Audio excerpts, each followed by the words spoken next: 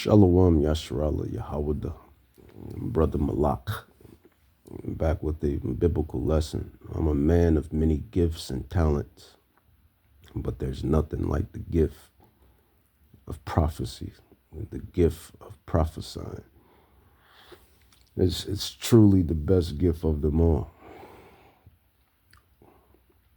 It's truly the best gift of them all, because nothing else matters besides salvation or damnation. Where will you spend eternity? I don't think nothing is more important than that. But just to touch on, I kind of was feeding off these brothers here. They was talking about, and we be feeling the same thing when we go out and teach. Or when I used to go out there heavily. Definitely going to get back out there heavily. But, you still have these scoffers and mockers and unbelievers. And while you out there preaching and teaching, either, it's not even either. It's really when you're on the highways and hedges. But now, so we do it through these digital epistles, like John, John of Patmos, and, sending out the letters, and Paul specifically sending out the letters through these digital epistles. But yeah, man, when you're out there preaching and teaching, doing Yahweh's work, you always got some idiot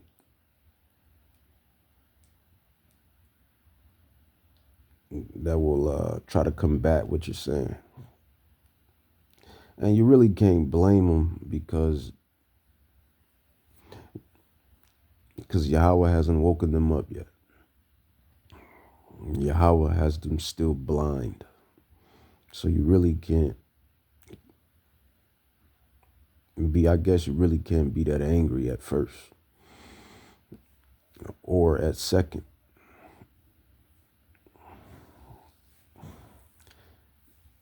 But if you showing them the prophecies and you telling them and they still not getting it, then that's what makes your blood boil. And that's what starts to piss you off. So I'm really lying backing off of this. Right? You're not for the will of the Lord, man. You don't know the scriptures. You don't understand the scriptures, man. Period. You got it, brother. Romans chapter 3, verse 4. Should make you mad, man. It's like, God damn. Yeah. Go ahead, man. And we need to bring this word out. We ain't got time for these fucking foolish ass niggas, man. Yeah. Go ahead. Romans chapter 3, verse 4. God forbid, let Yahweh Bashmiel Shai be true. Yep. But every man a liar, as it is written, that thou mightest be justified in thy sayings, and mightest overcome when thou art judged. Yeah, you brothers, you believers out there, just keep enduring. Because at the end, we're going to be justified, man. All the people that talk shit, all the people who came against us, all right, through their incredulity, their disbelief, hey, a lot of these niggas going to look. So just to give you context, basically, man, they're out there preaching and teaching, and then some unbeliever, he probably was in one of those religions, worldly religions. He was going against the truth. That's basically what it be. And let's grab the prophecies. Romans 11, verse 7, it says, What then,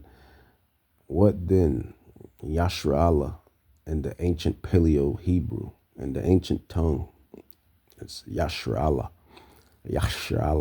But it says, what then Israel has not obtained that which he seeks for? And what does Israel seek for? Who are you Israelites? You Israelites, you are the so-called native Indians, Negroes, Latinos. These are the 12 tribes of Israel, the southern kingdom, the northern kingdom. And what do you look for? What have you always been looking for? You've been looking for peace. You've been looking for prosperity. You've been looking for equality, which there's no such thing as equality in the realms of Yahweh. If you know, you know. See a person that's unlearned in the word, in these scrolls, they tell you that there's equality. There's no such thing as equality with Yahweh. There's pecking orders. There's pecking orders when it comes to Yahweh, Bahashem Yahushai. But that's a whole nother topic and subject. Romans 11:7, it says, what then Israel have not obtained that which he seeks for? But the election have obtained. And who's that election? That it says it right there, the elect. The election, the elect have obtained it, and the rest were blinded. And those elect, it got to be, I mean, who else would it be? It would be those men and women, and even to the teenagers, and even to some children that's learning through their parents about who they are, who their people are, what Yahweh of Bahashem Yahushai requires of you Israelites, because we are the Israelites. There's no getting around it. And that's what I'm kind of going to dive into on this one, on this lesson. It says, but the election have obtained it, and the rest were blinded. So, this is some old, some milk. I'll say that. It's not old, because old milk would be spoiled milk, but this is some milk scripture, some milk. Deuteronomy 28. You'll learn this in Deuteronomy 28, 1 through 68, where it speaks of the prophecies that not 28. Deuteronomy 28. It speaks of the blessings, or really the curses, or 1 through 28 rather. Deuteronomy 28, 1 through 68 speaks of the blessings and the curses. Blessings for obedience, curses for disobedience. And within these scriptures, these scrolls, you'll come to realize that the curses per se, they tend to fit a certain people on the earth. And then you'll do the whole drawing up and matching and drawing up. And there's no way you can get around the fact that you Negroes, Latinos, and Native Indians, you are the children of Israel. It's no fact. There's no way you can get around that fact. And it got certain prophecies, certain curses as chains around thy neck, evil eye, evil eyes. The brethren will have evil eyes against one another. Even to you sisters will have evil eyes against each other. The mother will have evil eye against her son and daughter. And the dad, the father will walk out. You'll be groping in the noon, moaning in the noon, and all of this. All of these prophecies, man. You'll figure out that it matches a certain people on the earth accurately. So with that, and not only that, but just through secular history. You do the secular history, man. You go into the Moors, you go into the Vatican, you go into the Russian icons, you go into the Voronet icons, you go into all of this stuff, and then everything becomes vivid, everything becomes accurate, everything matches up. How is it that the first Negroes, so-called Negroes, that came on the ships, which is talked about in Deuteronomy 28, 1 through 68, how that you will come to Egypt again on ships. The Israelites were already in Egypt, already went through Egypt. So how can they go back through Egypt again? And you'll realize that it's talking about bondage and whatnot, and between a rock and a hard place on ships. How did you Negroes get here to America? both kingdoms, I believe, got here by ships, the southern kingdom and the northern kingdom. But the southern kingdom, how did you get here? By the way of ships, transatlantic slave trade.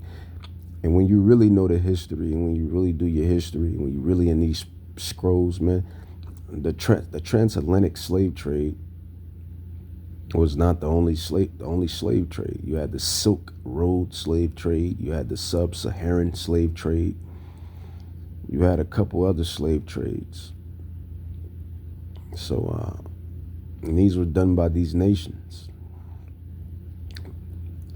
But I really want to get on the fact that the one you call Jesus Christ and the one you call God, they are black, so-called black men, man. They are super they are super black men. That's what I'd say, man. The one you call God and the one you call Jesus, they are super superior black men. And the angels are super superior black men. How about that? How about that? And it's crazy how Yahweh made the story, man. That's just amazing how Yahweh made the story. He made the story to where the so-called black man is envied, hated, but is really envy. Regarded to such degrees, but yet copied, envied, coveted, wanted. All the women want so-called black, and I may add Native Indian and Latino men. Let's not get it twisted. It's from sports to fashion to talent to everything. But still on the earth, the so-called black, Latin, and Native Indian man is disregarded in certain ways. But yet, who you call God and who you call Jesus are super superior black men. How, when you get the irony of that, the people on the earth love to hate and despise, the people on the earth that the people love to hate and despise and envy, is really envy. And really envy is just basically wanting what you got, wanting what someone has. So it's really love when you think about it. When you think about the psychology or the psychology of it, envy is wanting what someone has. So you really love that attribute. You really covet that attribute. So they really love us. They really love us. Even though they hate us, they really love us. They covet envy. I think Drake said it best, man. Envy is just love and hate at the same time. Drake did say that. Aubrey Graham did say that, man. Envy is just love and hate at the same time. And that's what these nations do to you Israelites. And who are you Israelites? You blacks, Hispanics, Native Indians. You are the 12 tribes of Israel. You are the Israelites. And like I said, who you call God or who you call Jesus, they happen to look more like the southern kingdom of Israel, which is you so-called Negroes, blacks. They are superior, super black men, and the angels. And that's the truth. That's the gospel. That's part of the gospel, I should say. But once you realize that, then everything else starts to come into a certain comprehension. Revelations 1:14 and 15, it says, his head and his hairs were white like wool. Who's the only people on the planet that has woolly hair? No other nation has woolly hair. And this is representing the southern kingdom, because not all of the Israelites have that woolly texture hair.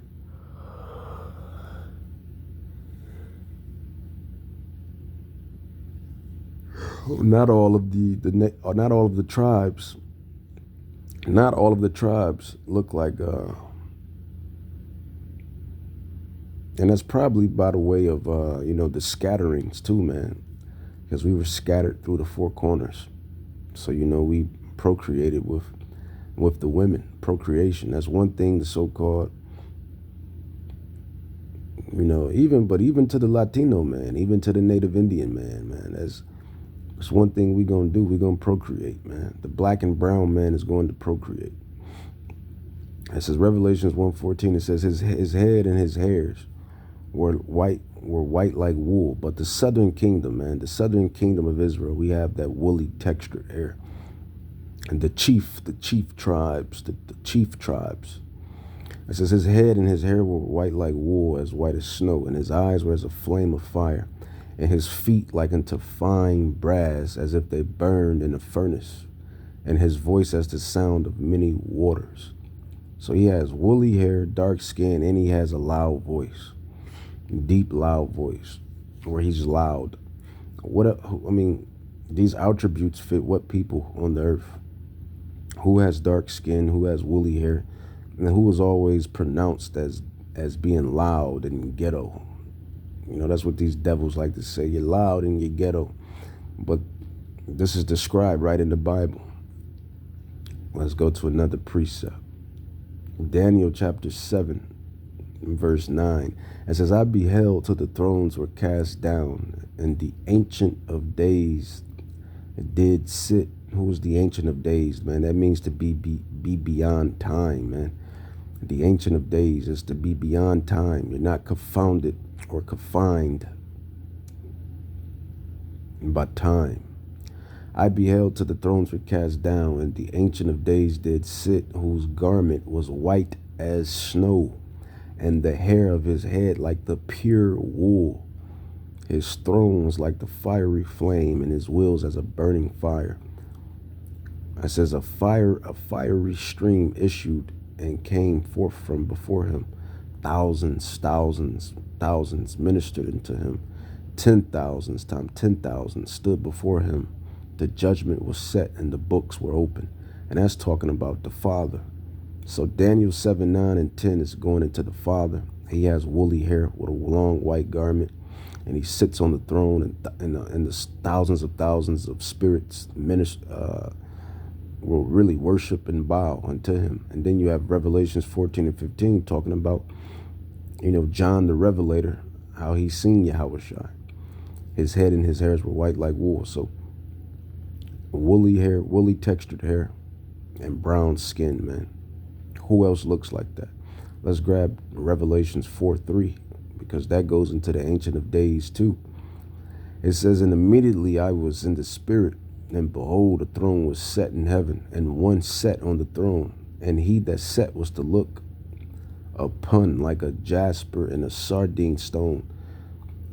Go look up a jasper and a sardine stone, and tell me how those stones look. And they have a brown hue. They have a brown melanated hue, man. And there was a rainbow around about the throne, and sight like unto an emerald. Because contrary to unpopular belief, the rainbow is not a happy symbol, or at least it's not supposed to be a happy symbol. This is what these devils have done. They have made it a happy symbol. And you should know what I mean when I say happy. The rainbow is really a bow, man, and it was created by Yahweh, by Hashem Yahushai, to be a sign unto humanity, unto mankind, to tell them or to show them that he would never flood the earth as he did with Noah or in Noah's day. That's the point of the rainbow. But I digress. It says, and round about the throne were 24 seats, and upon the seats I saw 24 elders. So this is John the Revelator. This is John looking at, going into the spirit realm and getting a glimpse So jasper sardine stones and skin like unto jasper and skin like unto polished brass, and they both got woolly hair. There's no getting around that, my dog. My guy. Song of Solomon, chapter 1, verse 5. It says, I am black, but comely, O you daughters of Jerusalem, as the tents of Kedar, as the curtains of Solomon. So black, man, black and brown people. So when you out there teaching and preaching, man, or when you trying to convey a message or trying to tell people the truth and they still not getting it, it is what it is. It's not for them to get it. Only the elect will get this knowledge, this understanding. Only the elect will be risen, figuratively and literally too. That's figuratively and literally speaking. Because when that last trumpet is blown, when those chariots, we're going to be caught up, Yahweh Bahashem Yahweh Shah willing. So there's your literally caught into those spaceships and whatnot. And they got a movie too, man. They got a movie out where it states all of the black and brown people left in spaceships. That's not a coincidence. Nothing is coincidental. Once you understand these scrolls, man, you'll come to learn in life that nothing is coincidental. And nothing is coincidental. But where was I at? Where was I at? I was grabbing something. We'll go back in Solomon 1. Song of Solomon 1, chapter 10. It says, thy cheeks, your cheeks are comely. Comely means beautiful. So the cheeks is talking about the mouth. Thy cheeks are comely with rows of jewels. Who else wear golds and stones and metals in their mouth? What nation wears stones, man? Which people on earth wear the nice stones and the nice metals in their mouth? You can't get around it. And this is in the Song of Solomon, man. This is the Song of Solomon. It says, thy cheeks are comely with rows of jewels. It says, thy necks with chains of gold, man. Who else rock gold, silver, and stones, and diamonds, and emeralds? And what nation rocks it like us? Who rocks these things like us, man? It says, thy cheeks are comely. Who wear golds and stones in their mouth? They do it to this day. Miami, man. Talk about the Seminole Indians or the Haitians, Florida. How our brothers and sisters rock the golds and jewels in their mouth. Grills in Texas, the brothers and sisters. The Judites, the Levites, Benjamites. It's us, man. We're the Israelites. These scrolls are speaking of us. And these devils know this. They know who the Israelites are. It says, we will make thee borders of gold with studs and silver. So that's just more telltale signs and prophecies of who you Israelites are. And I wasn't going to make this too long either. So even to Yahweh Shai HaMashiach, whom they call Jesus, when Herod was coming to kill him, to slay him, where did him and his father hide? They hid in Egypt. How can a Caucasian hide, or an Edomite rather, let's just call a spade a spade. They're called Edomites. They are the Edomites. How can a red Edomite hide in Africa? How can a Caucasian hide in Africa? So, if Jesus was Caucasian, how did he hide in Africa where there's nothing but solid black people? Surely he would have stuck out. Surely he would have been seen, right? That's the point that I'm making. That's the point that I've been making. That's the point that we've been making ever since the inception of this knowledge and this understanding. Moving right along, Moses was mistaken for being an Egyptian. We know the Egyptians are black, extra crispy, extra dark. The original Egyptians, the sons of Ham, are extra crispy, extra dark. Who you call Jesus hid amongst the extra dark, the extra crispy Egyptians. I'm going to start saying that. Who you call Moses was mistaken for an extra dark, extra crispy Egyptian. Even to Joseph. Joseph was mistaken for an extra crispy, extra dark Egyptian. So you see where I'm going with this. You can't get in front of it. You can't get behind it. You can't get in back of it. The truth is the truth. And that's what these devils hate. These devils hate the truth. And for you people that's unlearned, you don't understand the truth. And you hate the truth as well.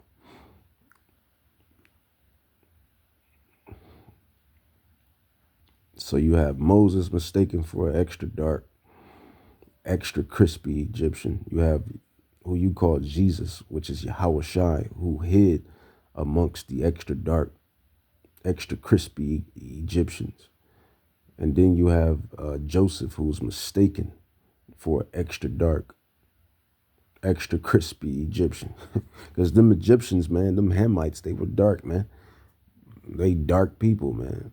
Extra dark, extra crispy. They dark people.